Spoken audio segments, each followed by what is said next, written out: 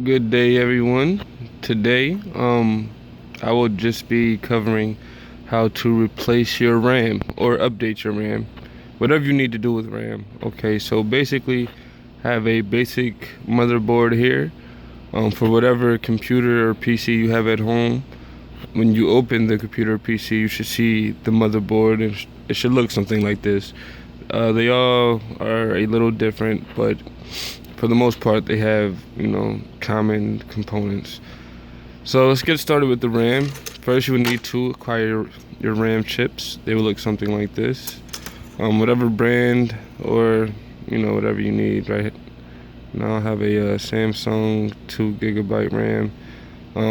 Yeah, whatever DDR3 RAM you use.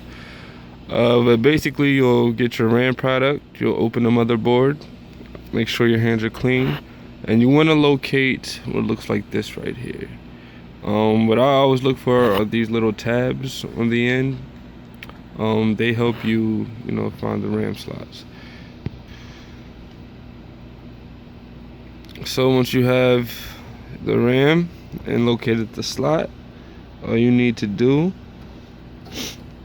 is place this RAM in here like so. Make sure it's facing the right direction, of course. Like so.